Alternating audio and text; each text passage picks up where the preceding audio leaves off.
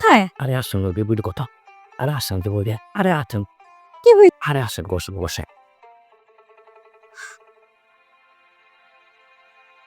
ভাবি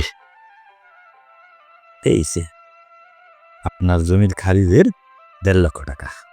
এই যে ১ লক্ষ আর এই হলো ৫০,০০০ ব্যাংক থেকে তুলে আনছি ভাবি। ফারুক ভাই, আপনি সত্যি সত্যি আমাকে ১.৫ লাখ টাকা দিয়ে দিলেন? ভাই, এত বড় উপকার করলেন। আসলে আমি তো ভাবতেই পারি নাই, বিশ্বাসই করি নাই যে আপনি আমাকে এত বড় উপকারটা করবেন। ভাবি আপনার আমি বলছি না আমি এলসি ফারুক। কারণ বাজারে আমার বিরাট ফলের আড়ত।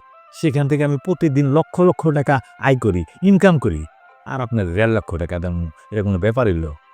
তাছাড়া আরেকটা ব্যাপার হলো পারিবারিক শিক্ষা। আমার পরিবার আমার শিক্ষা দিছে যদি জীবনে কোনোদিন কারো কোনো কথা দেস জান দিয়ে হইলো সেই কথা রক্ষা করবি। আমি ভাবি সেই কথাটা রক্ষা করছি খালি।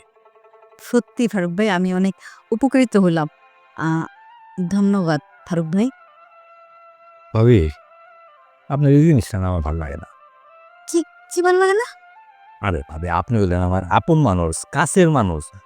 আপনার উপকারে লাগলে তো আমার ভাল লাগে, আনন্দ লাগে। আপনি যদি ধন্যবাদ দেন তাহলে তো আমি ছোট হয়ে যাই, আমার খুব মন খারাপ লাগে। মনে হয় আমি পর মানুষের অপকার করতেছি। আমি তো আপনার আপন ভাবি, আপন মনে করে।